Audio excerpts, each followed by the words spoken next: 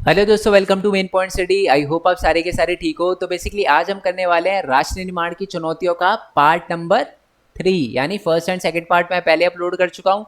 Link नीचे description में दे रखा है, पहले बच्चे वो जाकर देख कर आना, तभी आपको चैप्टर बहुत अच्छे से क्लियर होगा। ठीक है जी, ओके। एंड मैं ये भी बता दूँ आपको कि अगर आपका कोई फ्रेंड वगैरह है जिसकी पोल साइंस इंग्लिश के अंदर है, तो सेम चैप्टर मैंने इंग्लिश के नोट्स के साथ भी अपलोड कर रखा है, हैंड रिटन नोट्स है। तो लिंक आपको नीचे डिस्क्रिप्शन में मिल जाएगा वीडियो का, आप चाहो तो उनको शेयर वगैरह कर सकते हो। ठीक है, और हमारा टेलीग्राम चैनल भी ज्वाइन कर लेना, मेन पॉइंट स्टडी। ठीक है, मेन पॉइंट पूरा लिखना। टेलीग्राम में एक ऐप है, पता है ना आपको, व्हाट्सएप की तरह ही है, प्ले स्टोर से डाउनलोड कर सकते हो। मेन पॉइंट स्टडी फिर आर्ट्स लिखना, फिर ब्रैकेट क्लोज। तो ये है टेलीग्राम चैनल का नाम। यहाँ पर आपको नोट्स वगैरह और ये सारी की सारी चीज़ें और एमसीक्यू वगैरह मेरे को पूछने होंगे तो मैं यहीं पर पूछूंगा। ठीक है, अभी देखो हमने इस चैप्टर को कहाँ तक पढ़ लिया था। हमने चैप्टर में देख लिया था कि भारत आज़ाद हुआ था 1947 में। उस समय भारत के सामने 3 चुनौतियाँ थी। और फिर हमने ये भी देखा था भारत का विभाजन हुआ, विभाजन में क्या क्या समस्या आई, विभाजन के क्या क्या परिणाम हुए। और फिर हमने रजवाड़ों के बारे में भी देखा। ठीक है, कि बहुत सारे रजवाड़े थे भारत के अंदर और उनको भारत में मिलाना था। और सबसे अहम भूमिका निभाई थी वल्लभ भाई पटेल ने। बहुत सारे रजवाड़ों को भारत के अंदर मिलाया था। बट कुछ ऐसे रजवाड़े थे, कुछ ऐसी रियासतें थी जो भारत के अंदर मिलने को राजी नहीं थी। और उन्हीं के बारे में पढ़ेंगे कि कौन कौन सी ऐसी रियासतें थी जिनको मिलाना बहुत ज़्यादा कठिन था। तो उनमें से एक रियासत जो है वो हैदराबाद की रियासत है, और दूसरी रियासत जो है वो मणिपुर की है। आपकी बुक के अंदर 2 के बारे में ही अच्छे से एक्सप्लेन कर रखा है। ठीक है, और बाकी चैप्टर नंबर 8 में जम्मू कश्मीर के बारे में भी बता रखा है, वो हम बाद में देखेंगे। बट इस चैप्टर में जो दे रखा है पहले उसके बारे में पढ़ते हैं। तो हैदराबाद, ठीक है, तो हैदराबाद जो थी ना वो एक बहुत बड़ी रियासत थी। मैं आपको पहले हैदराबाद ना मैप में दिखा देता हूँ। उस समय हैदराबाद ये रहा। ठीक है, ये दिख रहा है आपको हैदराबाद। तो अगर उस समय के हैदराबाद की बात करें ना, तो उसके अंदर कर्नाटका का भी कुछ एरिया आता था, यहाँ से महाराष्ट्र का भी कुछ एरिया आता था। ओके, और यहाँ से आंध्र प्रदेश का भी कुछ एरिया जो था वो उस समय के हैदराबाद में आया करता था। उस समय जो हैदराबाद के राजा थे ना, मैं आपको बता दूं, जो हैदराबाद में ना उस समय राजा को निज़ाम बोला जाता था। क्या बोला जाता था? निज़ाम बोला जाता था। तो उस समय जो हैदराबाद के निज़ाम थे ना, उनका नाम था मीर उस्मान अली खान। क्या नाम था? मीर उस्मान अली खान। आपकी बुक के अंदर ये नाम नहीं दे रखा होगा, बट मैं आपको बता रहा हूँ। और मैं आपको बता दूँ, जो मीर उस्मान अली खान थे ना, वर्ल्ड के उस समय रिचेस्ट पर्सन में से आया करते थे। अब ये नहीं पता कौन से नंबर पे आया करते थे, बट बहुत ज़्यादा दौलतमंद पर्सन हुआ करते थे। ठीक है, और जो ये निज़ाम है ना, वो बेसिकली ये चाहते थे, ये जो राजा था, निज़ाम था हैदराबाद का, वो ये चाहता था कि हैदराबाद जो है वो उसको अलग आज़ाद रियासत बनाया जाए, यानी अलग देश बनाया जाए हैदराबाद को। अब ऑब्वियस सी बात है, पता ही है आपको, भारत सरकार तो ये नहीं चाहती थी। भारत सरकार तो चाहती थी कि भारत की मिट्टी का एक एक इंच जो है, चाहे वो रजवाड़ों के अंदर हो, किसी के अंदर भी हो, वो भारत के अंदर मिले, आज़ाद देश उसका ना बने। ठीक है, तो यही बात उन्होंने, भारत सरकार ने फिर निज़ाम के सामने रखी। तो निज़ाम ने क्या किया? निज़ाम ने सन 1947 के नवंबर में भारत सरकार के साथ एक यथास्थिति बहाल करने के लिए एक समझौता किया। ठीक है, मतलब उस समय शांति करने के लिए एक समझौता किया और बोला कि हमको 1 साल का टाइम दो। समझौता 1 साल के लिए था, 1 साल का टाइम दो, हम आपको सोच के बताएंगे। और उसी बीच जो है वो सरकार, हैदराबाद की, जो हमारी भारत की सरकार और हैदराबाद के जो निज़ाम है, उनके बीच में जो थी बातचीत जारी थी। ठीक है, पर उस समय हुआ क्या? अब बात ये थी कि जो हैदराबाद के लोग थे ना, वो हमारे निज़ाम से बहुत ज़्यादा परेशान थे। औरतों के साथ बुरा होता था, किसान जो थे वो बहुत ज़्यादा परेशान थे। ठीक है, अब इस चीज़ को लेकर, महिलाओं की डिमांड को लेकर और किसानों की डिमांड को लेकर, जो हैदराबाद की कम्युनिस्ट पार्टी है और जो कांग्रेस पार्टी है, क्योंकि उस समय कांग्रेस पार्टी हैदराबाद के अंदर भी थी और कम्युनिस्ट पार्टी भी थी हैदराबाद के अंदर, तो इन दोनों ने आंदोलन करना शुरू कर दिया। और जब इन्होंने आंदोलन करना शुरू कर दिया ना हैदराबाद में, फिर जो हमारा निज़ाम है ना, उसकी सिट्टी विट्टी गुम हो गई। उसने कहा यार बहुत देख लिया, अब मैंने, अब मैं मारूंगा आप सबको। तो हैदराबाद के निज़ाम ने क्या किया? अपनी एक अर्धसैनिक बल को रवाना कर दिया। अर्धसैनिक बल एक तरह से इंग्लिश में इसको बोले तो पैरामिलिट्री फोर्स होती है। अर्धसैनिक बल वो होते हैं जो कभी कभी सेना का काम करते हैं और कभी कभी नॉर्मल काम करते हैं, मतलब काम करते हैं वो राजा के अंडर, जिनको बोला जाता था रजाकार्स। आपसे एग्जाम में क्वेश्चन आएगा कि बताओ रजाकार्स कौन कौन थे? तो हैदराबाद के निज़ाम की जो अर्धसैनिक बल थी उनको रजाकार्स कहा जाता था।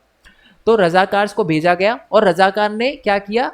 सांप्रदायिक और असांप्रदायिक दर्जे पर अत्याचार करना शुरू कर दिया। ज़्यादातर उन्होंने जो गैर मुस्लिम थे ना, उनको खास तौर पर निशाना बनाया अपना, और उनको बुरी तरीके से मारा, लूटपाट करी, बलात्कार वगैरह करी, हत्या वगैरह करी उन्होंने। ठीक है, लोगों के साथ ताकि लोग जो है आंदोलन वगैरह ना करें और शांति से बैठ जाए।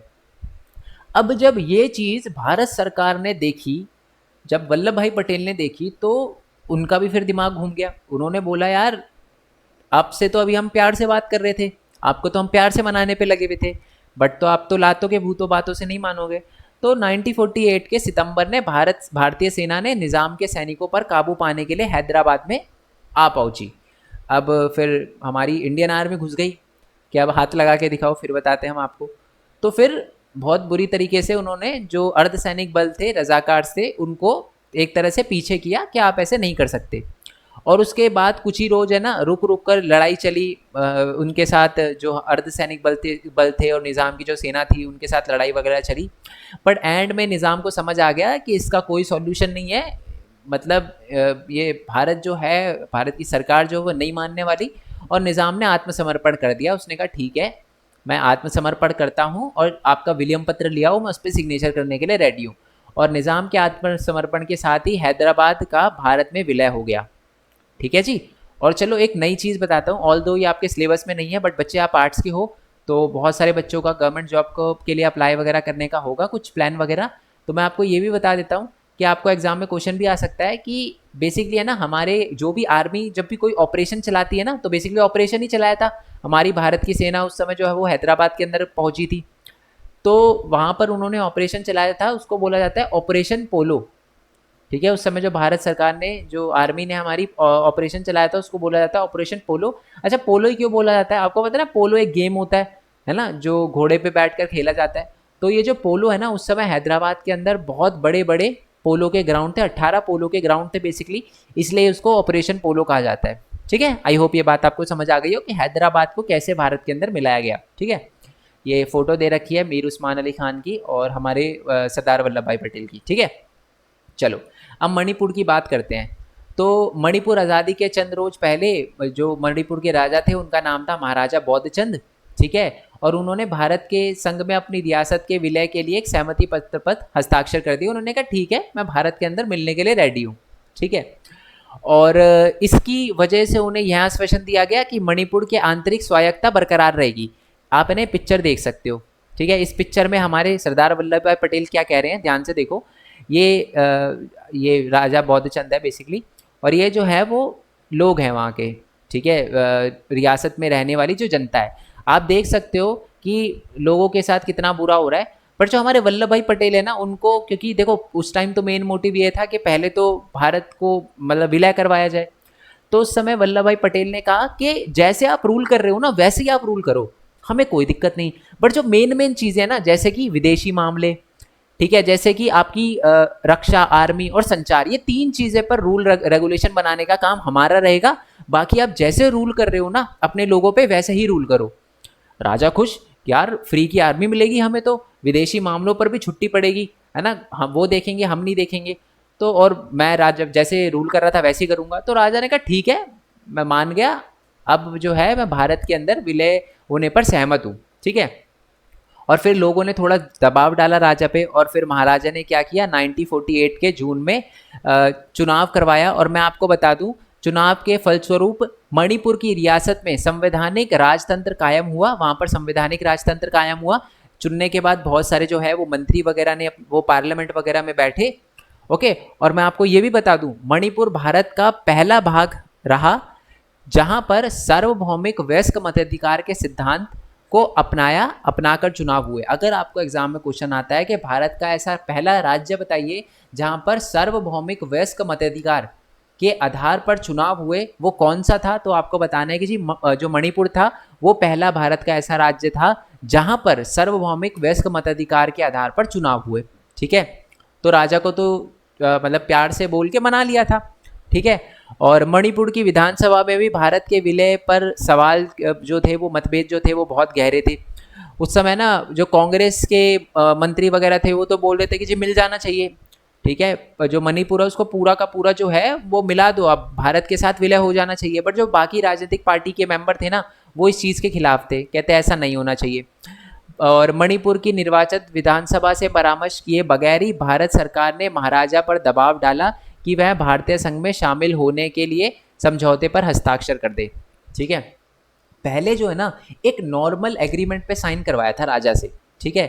और उसके बाद फिर इलेक्शन हुए वहाँ पर, ओके। इलेक्शन हुए तो कुछ मंत्री वगैरह चुने गए, निर्वाचन विधानसभा के कुछ मंत्री वगैरह चुने गए वहाँ पर, और राजा पर फिर ये दबाव डाला गया कि आप पूरा ही मिल जाओ अब आप भारत में, ठीक है। तो वो मिल तो गया, बट जो निर्वाचित विधानसभा थी ना, उन्होंने इस बात का गुस्सा जताया कि हमसे क्यों नहीं पूछा, हम तो चुने गए मेंबर थे ना, सिर्फ राजा पर आप दबाव क्यों डाले हो, हमसे भी पूछो। और भारत सरकार ने उनको सफलतापूर्वक मिला तो लिया, बट कहीं ना कहीं मणिपुर के लोगों में आज भी इसको लेकर थोड़ा सा क्रोध और गुस्सा है कि उस समय आपको निर्वाचित विधानसभा से जो है वो परामर्श लेना चाहिए था, ठीक है। परंतु आज आपको पता है बहुत ज़्यादा नाम रोशन कर रहे हैं मतलब मणिपुर के लोग, आपको पता ही है, ठीक है। आप अब देखो मतलब पता होना चाहिए, स्पोर्ट्स में तो भाई लाइन लगा रखी है मेडल्स की, ठीक है। चाहे वो अपनी मैरी कॉम हो गई, ठीक है, मीराबाई चानू, बहुत सारे ऐसे जो हैं वो स्पोर्ट्समैन हैं जो हमारे मणिपुर से आते हैं, ठीक है। तो बेसिकली आई होप कि मणिपुर को कैसे मिलाया ये आपको क्लियर हो गया हो। मणिपुर का आता है क्वेश्चन, बट सबसे ज़्यादा हैदराबाद का आता है, ठीक है। चलो ये दो ही रियासतें थी जिनका क्वेश्चन आता है आपको। अब आते हैं नेक्स्ट टॉपिक पे, दैट इज राज्य पुनर्गठन आयोग। ओके, अब मैं समझाता हूँ ये है क्या, राज्य पुनर्गठन आयोग का मतलब क्या। देखो, आज़ादी से पहले का क्या सीन था, सन 1920 में ना कांग्रेस का एक अधिवेशन हुआ था, मतलब कॉन्फ्रेंस कहते हैं, सेशन कहते हैं, मीटिंग हुई थी नागपुर के अंदर, ठीक है। अधिवेशन हुआ था 1920 के अंदर कांग्रेस का नागपुर के अंदर, नागपुर महाराष्ट्र के अंदर पड़ता है। एग्जाम में क्वेश्चन भी आ सकता है कि ये बताओ 1920 में कांग्रेस का अधिवेशन कहाँ हुआ था, आप बोलना नागपुर में, मैप में मार्क करना हो तो महाराष्ट्र मार्क करना। उसमें ये बात बोली गई थी, कांग्रेस ने है ना बेसिकली ये बात मान ली थी कि राज्यों का पुनर्गठन जो है वो भाषा के आधार पर होगा। बात पता है क्या थी, अंग्रेज जो थे वो हमारे पे रूल कर रहे थे, है ना, और उन्होंने अपने अपने फायदे के लिए जो है वो बॉर्डर वगैरह बनाए थे स्टेट्स के, ठीक है। उन्होंने ये देखा कि यार यहाँ पर रेल वगैरह चलाना है तो इसको अलग स्टेट बनाते हैं, इसको अलग, अपनी मर्जी से बनाया था, कुछ देखकर नहीं बनाया। बट 1920 में ना जो कांग्रेस के बड़े बड़े लीडर है उन्होंने मीटिंग बुलाई, और जो छोटे छोटे लीडर है उनसे पूछा कि यार क्या दिक्कत है, हम कैसे आपको हम साथ में आके कैसे कर सकते हैं।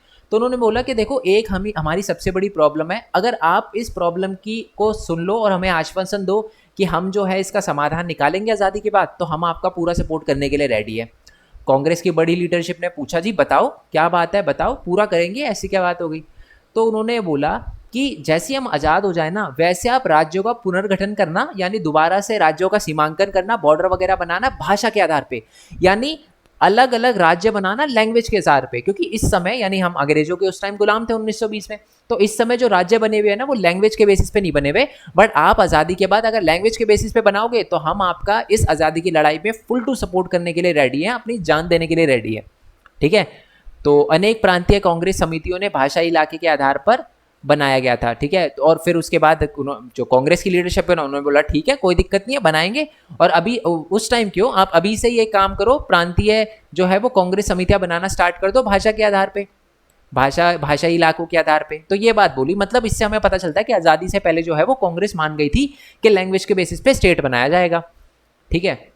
परंतु आज़ादी के बाद क्या सीन हुआ, देखो, आज़ादी के बाद है ना एक पाकिस्तान है ना हमारे से जब टूट गया, मतलब अलग हो गया, ठीक है, जब पाकिस्तान बन गया तो कहीं ना कहीं है ना एक डर था, डर ये था, एक चिंता थी कि अगर मान लो भाषा के आधार पर राज्य बना दिया, ठीक है, और कहीं वो राज्य अलग देश ना बन जाए, ठीक है, क्योंकि पाकिस्तान बना था भारत के अंदर से, तो लोग मतलब डर था बड़े बड़े नेताओं में कांग्रेस के, यार बोल तो दिया बट अभी अगर हमने ये चीज़ करी ना तो इससे कहीं ना कहीं देश खतरे में आ सकता है, देश टूट सकता है, क्योंकि उस समय स्थिति बहुत ज़्यादा खराब थी हमारी, पाकिस्तान नया नया टूटा था अभी, है ना।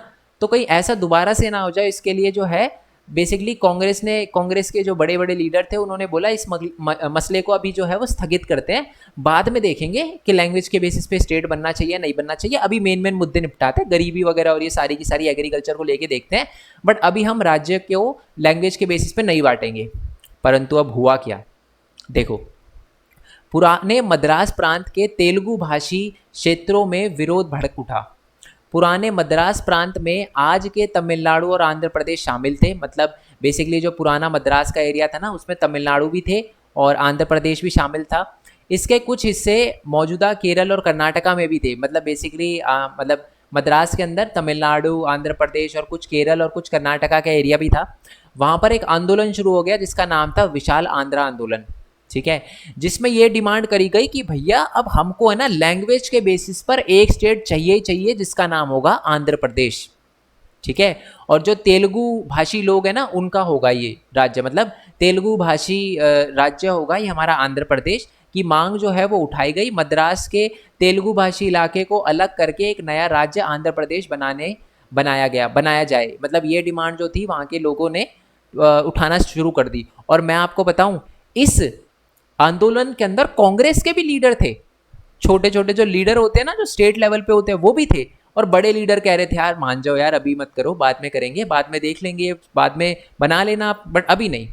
बट वो जो थे हमारे जो वो थे वो उन्होंने ये बोला यार आपने तो आज़ादी से पहले यार वादा किया था, हमने तो अपनी जानें भी गंवाई हैं आज़ादी के लिए, हमने तो सब किया है, आप इतना तो कर ही सकते हो। तो आंदोलन वगैरह जो है वो बहुत बड़े लेवल पर जो हो गया, कांग्रेस के अंदर ही लड़ाई होना शुरू हो गई, छोटी लीडरशिप की बड़ी लीडरशिप से, कि आपने वादा किया था, वादा निभाओ कुछ भी करके। और कांग्रेस जो केंद्र सरकार है वो हाँ ना की दुविधा में थी कि जी करें क्या, हाँ बोल दिया तो देश में दिक्कत आएगी, ना बोल दिया तो लोग जो हैं वो दंगा कर रहे हैं, उनको शांत भी करवाना है।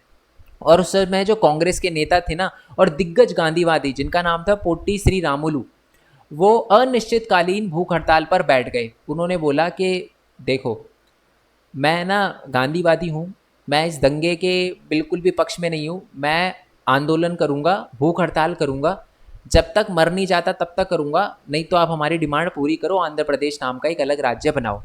56 दिनों तक उन्होंने भूख हड़ताल करी और उनकी बात हो गई उनकी मृत्यु। 56 दिनों तक उन्होंने भूख हड़ताल करी, आप सोच सकते हो, और उनके बाद उनकी मृत्यु हो गई। और फिर जो है फिर दिक्कत स्टार्ट हो गई, लोगों ने बोलना शुरू कर दिया कि जी श्री पोट्टी रामुलू जो थे अच्छे आदमी थे, गांधीवादी तरीके से जो है वो आंदोलन पे बैठे और वो भूख हड़ताल करते करते मर गए, बट फिर भी उनकी बात नहीं मानी गई। और इसी वजह से जो है वो अव्यवस्था फैल गई आंध्र प्रदेश में, जगह जगह पर हिंसक घटनाएं होना शुरू हो गई, सड़कों पर जो है बड़ी संख्या में जो लोग निकल पड़े, पुलिस की फायरिंग वगैरह में बहुत सारे लोग घायल हुए, बहुत सारे मारे गए, है ना। और मद्रास के अनेक विधायकों ने विरोध जताते हुए अपनी सीट से इस्तीफा दे दिया। उन्होंने बोला कि यार आप आंध्र प्रदेश बनाओ। श्री पोटी रामुलू बहुत बड़े लीडर थे कांग्रेस ने, आपने कांग्रेस के लीडर, मतलब केंद्र सरकार जो है वो कांग्रेस की, और उन्होंने कांग्रेस के लीडरशिप की बात नहीं मानी और उनकी जो है वो जान चली गई।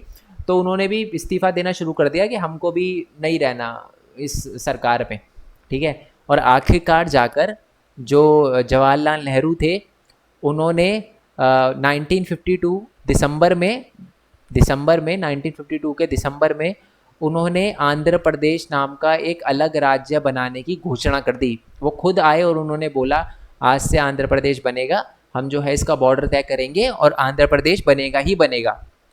जो आंदोलन है वो एकदम से शांत हो गया। बट अब जवाहरलाल नेहरू और फंस गए। क्यों फंस गए? क्योंकि अब है ना बाकी राज्य के लोग भी आ गए, ठीक है। उन्होंने बोला कि जी आपने ना अब आंध्र प्रदेश बना दिया ना, तब हमारी बात भी सुनो। यहाँ पर गुजरात भी आ गए, ठीक है, यहाँ पर फिर संयुक्त कर्नाटका वाले भी आ गए, महाराष्ट्र वाले, कि हमको भी दो, अब आपने आंध्र प्रदेश बना दिया ना, है ना, तो अब हमें भी अब अलग राज्य बना के दो, ठीक है। अगर आप शांति से नहीं मानोगे तो फिर हम भी वही करेंगे जो आंध्र प्रदेश में हुआ था, है ना। और श्री पोटी रामुलू जी के बारे में याद रखना, ठीक है, इनके बारे में आएगा तो इनके बारे में याद रखना, ठीक है।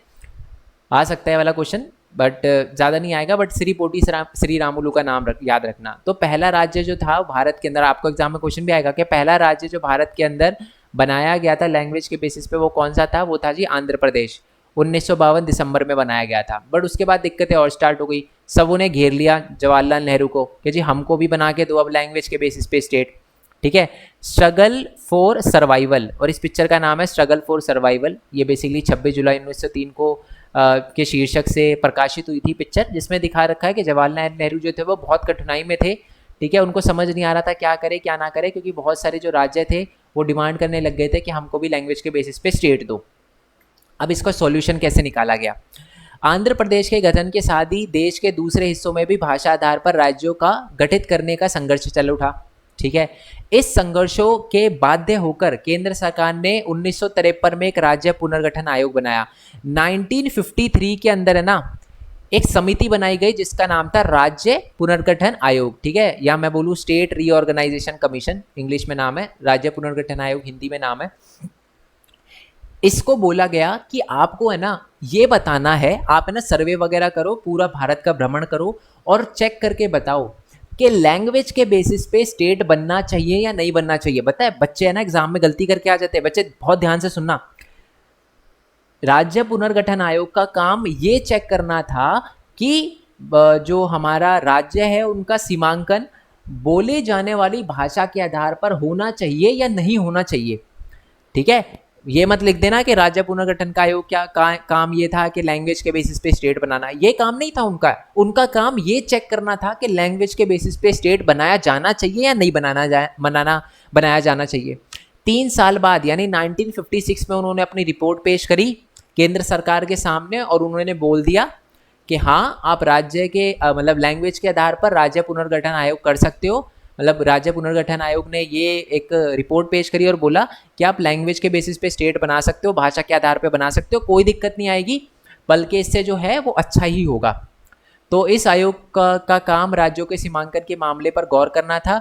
इसने अपनी रिपोर्ट में स्वीकार किया कि राज्यों की सीमा का निर्धारण वहाँ बोली जाने वाली भाषा के आधार पर होना चाहिए। और इस आयोग की रिपोर्ट के आधार पर 1956 में राज्य पुनर्गठन अधिनियम यानी एक एक्ट पास हुआ और इसी अधिनियम के आधार पर उस समय भारत में 14 राज्य बनाए गए और 6 केंद्र शासित प्रदेश बनाए गए। अभी भारत के अंदर कितने केंद्र शासित प्रदेश और कितने राज्य है वो नीचे कमेंट करके मेरे को बताना, ठीक है।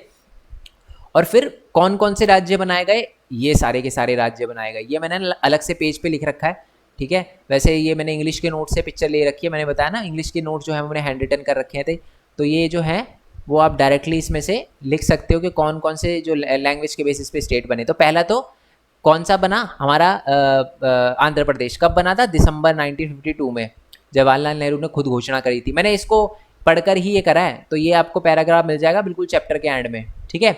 और उसके बाद महाराष्ट्र और गुजरात 1960 में बने, नागालैंड 1963 में, बिल्कुल मैंने साल के हिसाब से लिखा है। पंजाब के अंदर से हरियाणा और हिमाचल प्रदेश निकले थे 1966 में, पहले पंजाब बड़ा हुआ करता था, उसमें से फिर हरियाणा जो है और हिमाचल प्रदेश अलग अलग हो गए।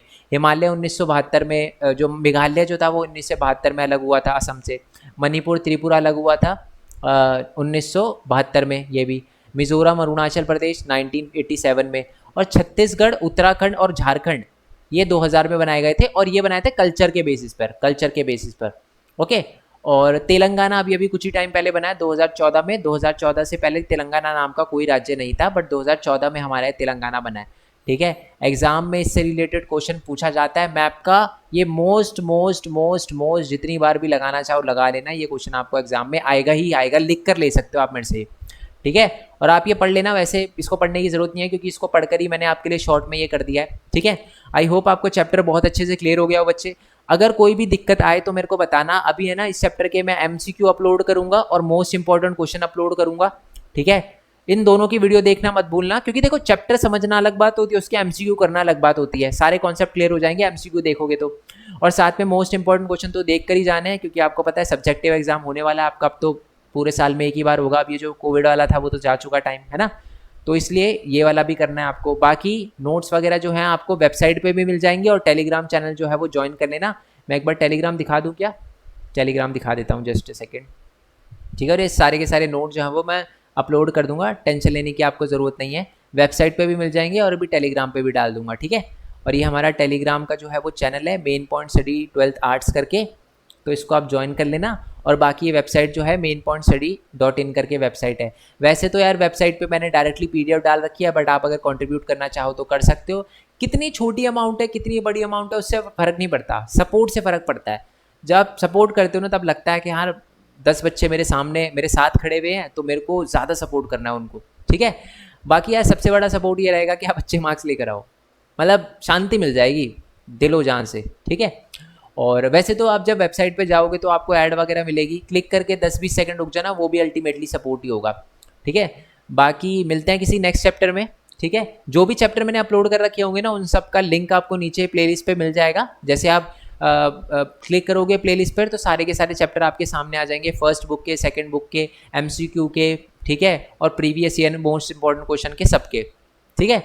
बाकी मिलते हैं जी नेक्स्ट वीडियो में, तब तक के लिए थैंक यू सो मच। जय हिंद, जय भारत, वंदे मातरम। Thanks for your support. Bye bye.